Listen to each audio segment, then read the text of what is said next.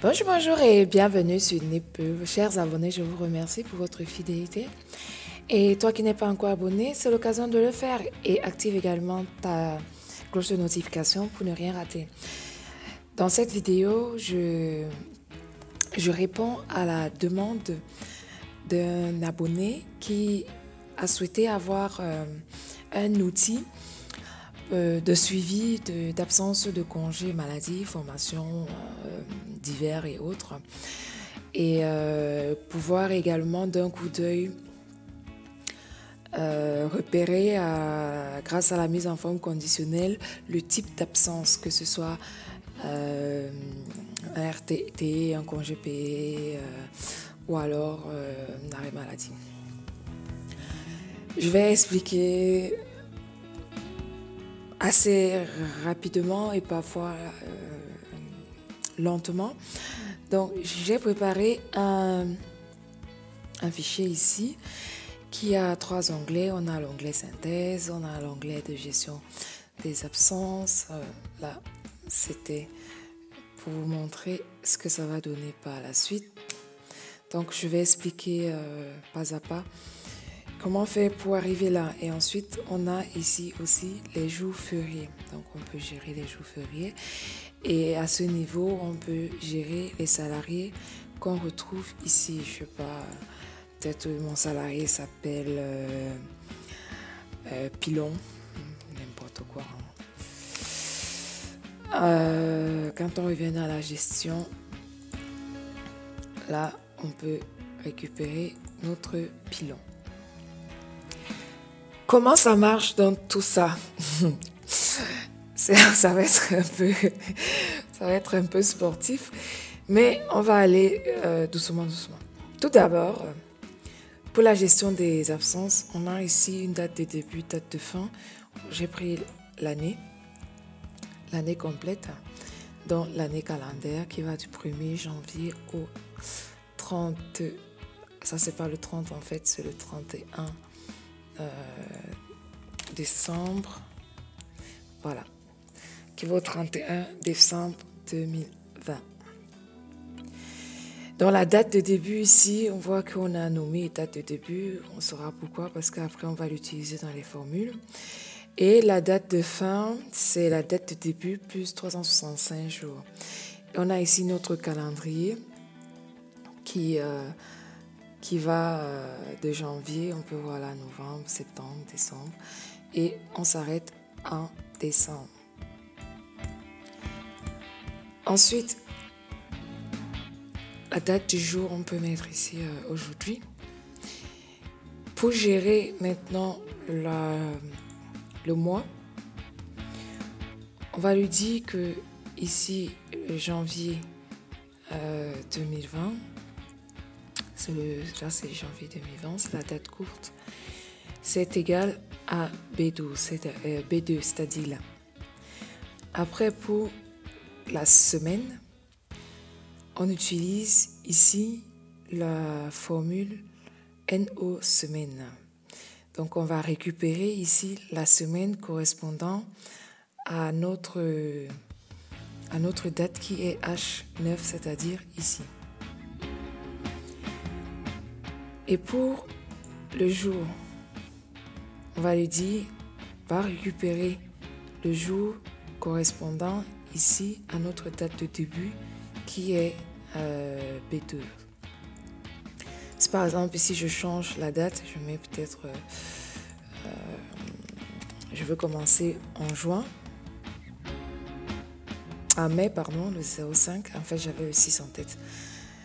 Je commence en mai, je terminerai en mai 2021. Donc là, si on veut rester vraiment sur janvier à janvier. Donc ensuite, on va gérer ici les jours de la semaine, c'est-à-dire lundi, mardi, mercredi, jeudi jusqu'à dimanche. J'utilise ici la formule choisir et je vais lui dire qu'il va choisir le jour de la semaine correspondant ici à la date de début qui est H9, donc ici voilà, on voit mieux. on va récupérer ici pour la date. Et on lui dit qu'il choisira pour cette date, à chaque fois, il mettra le D. Si le jour de la semaine correspond au dimanche, il mettra le L si ça correspond au lundi, mardi, ainsi de suite jusqu'à samedi. Et cette formule, on va simplement la tirer dans les autres jours de notre calendrier. Ça correspond au calendrier. Voilà. Ensuite, on va revenir ici. Donc, on a les semaines. Pour gérer les semaines, en fait, pour pouvoir tirer la formule ici des semaines, j'ai rajouté à chaque fois à côté, j'ai mis en fait en blanc pour éviter que ça trouble le calendrier. Donc, on va lui dire ici, il va prendre le jour d'avant plus 1. Donc ici, on avait le 01/01/2020. Ici, on aura le 02/01/2020. Ici, 03, ainsi de suite, ainsi de suite. Et à chaque fois qu'il change de mois, on met ici février. Ça marche pareil pour le numéro de la semaine ici. Donc, on a géré déjà le jour, on a géré la semaine, on a géré le jour de la semaine, c'est-à-dire lundi, mardi, mercredi. On a établi déjà presque notre rapport pour notre calendrier ici. À présent, on veut que le calendrier ici affiche les jours fériés en gris. Par exemple, là, on voit le mardi qui est jour férié. On récupère ça ici. Donc, ici, déjà, à la base, il faut aller lister tous vos jours fériés. Moi, j'ai pris les jours fériés de la France. Et là, on va récupérer le texte, donc l'année du B2. Et on lui dit qu'il affiche que l'année. Ça permettra de gérer ici, donc le B2, c'est ça. Si je mets 2021, par exemple, ici, je récupère, je vois que mon calendrier ici a changé. Donc, on a le premier 2021 qui n'est plus le mercredi, mais qui est plutôt le vendredi. Et ce vendredi, comme c'est un jour férié pas travaillé, il est grisé. Je montrerai après comment il faut faire la mise en forme conditionnelle pour mettre les jours fériés en gris et les samedis et dimanches également. Donc là, je reviens. On va retester un peu 2020 pour voir comment ça se passe. Donc là, on voit que le 2022, c'est un samedi, c'est un jour férié. Si on cherche d'autres jours fériés de l'année, ici, alors c'est un peu lent, je ne sais pas pourquoi. Normalement, ça s'affiche. Hein. Vous pourrez regarder les jours fériés. J'ai vu un jeudi. Allez!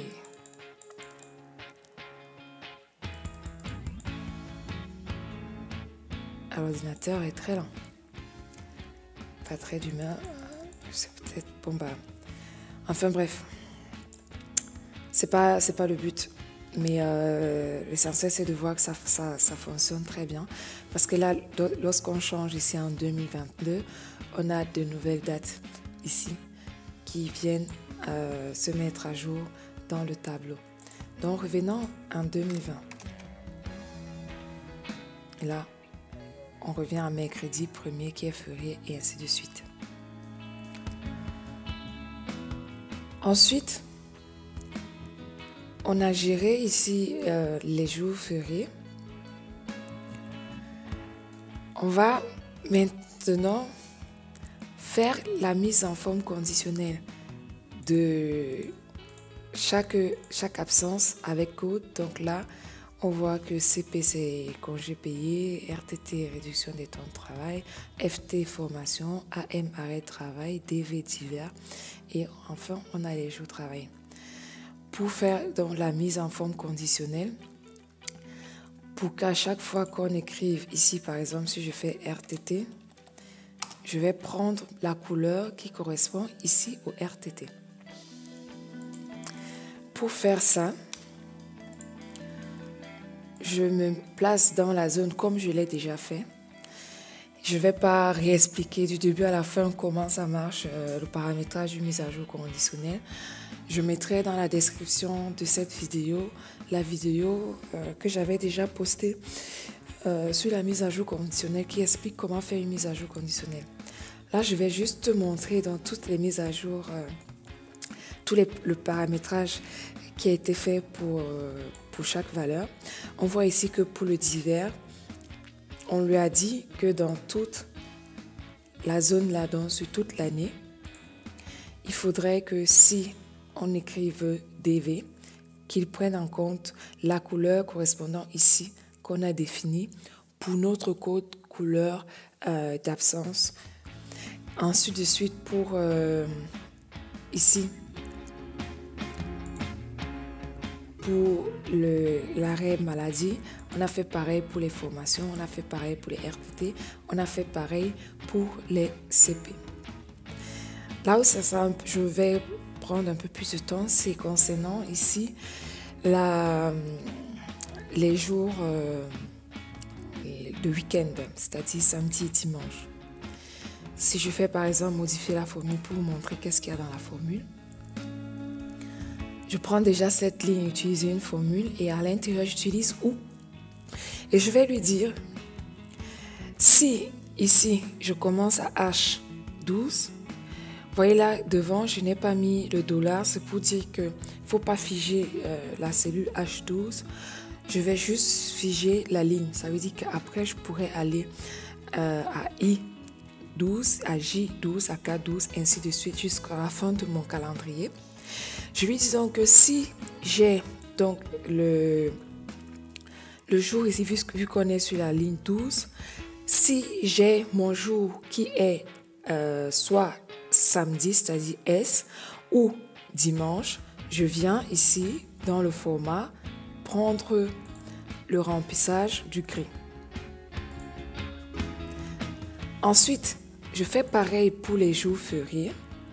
Donc, je vais lui dire, sachant que à la base déjà, je vais fermer ça, je vais revenir pour vous montrer qu'il faut nommer ici la plage, là, dans le nom. Donc, il faut déjà avoir un nom qui s'appelle jour férié. Donc, moi, j'ai déjà fait au préalable. Donc, en revenant ici,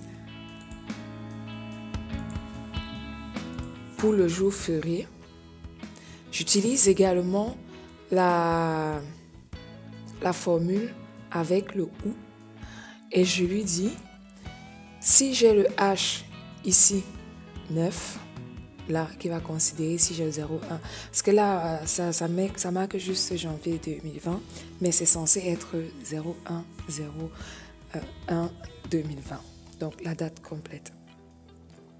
Donc, je lui dis si c'est égal à un jour férié, il va comparer avec ici le jour férié et qu'il me mette également en gris. Donc, c'est pour cela qu'on voit ici qu'on a les jours fériés qui sont marqués également en gris. Donc là, par exemple, ici, on peut voir le 13 avril. Quand on revient dans les jours fériés ici, on peut voir que le 13 avril, c'est le lundi de Pâques. C'est pour cela que le lundi de Pâques ici est grisé. Ce qui fait que quand les gens vont remplir les absences, de prime abord, ils ne cliqueront pas là parce que ça sera grisé. Ils vont juste aller s'intéresser sur les cases qui sont en blanc. Ensuite, pour gérer donc les jours, il faut prendre tous les jours ouvrés ici parce que voilà, on a l'année qui s'étale sur 365 jours. Mais on va récupérer uniquement les jours qui sont travaillés, donc jours ouvrés. Donc je vais faire ici NB jour. Donc si j'ouvre ça pour voir. NB, jour, je prends la formule jour ouvré. Date de début, qui est celle-là. Ensuite, date de fin. Et j'ajoute les jours ouvrés parce que les jours fériés sont des jours qui ne sont pas travaillés.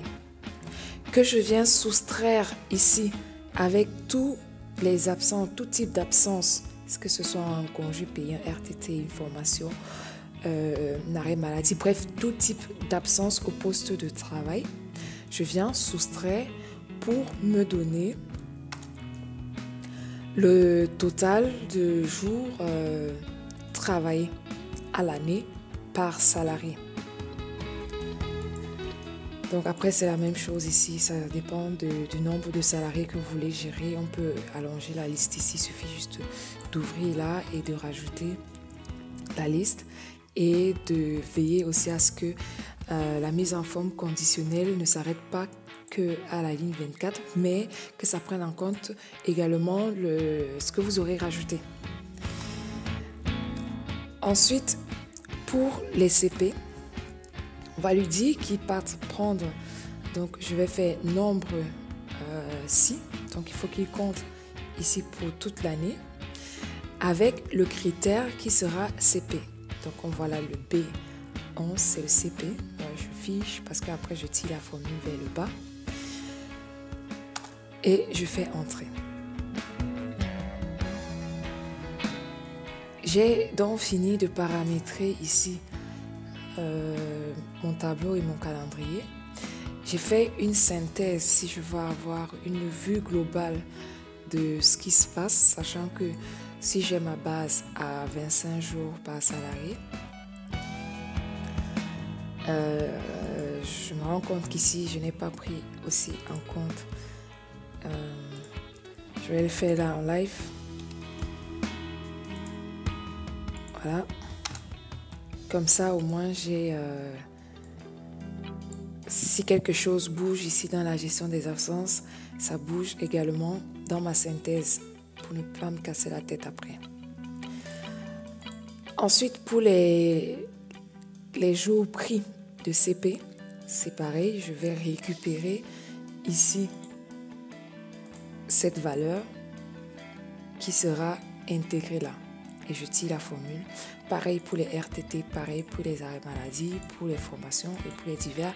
Et après, j'ai ici mon jour travaillé qui se met également à jour par rapport à ce qui se passe dans le planning de gestion des absences, c'est-à-dire ici. Si je veux vérifier dans tout ça, je vais dire, allez, on va dire ici pilon et celui-là, on va dire TV, celui-là, on va dire voiture. Bon, ils ont des noms un peu bizarres, mes salariés, mais ça va, c'est pas grave. Après, on va dire ici, il s'appelle téléphone. Voilà. Pour l'instant, on va gérer ces salariés. Lorsque on va mettre ça à jour d'abord. Donc, on a créé le fichier et maintenant, on va dire chers salariés, je mets ce fichier à votre disposition. Je veux juste que vous mettiez vos congés dans le tableau. J'ai donc Monsieur Pilon qui dit j'aimerais prendre ici CP. Voilà.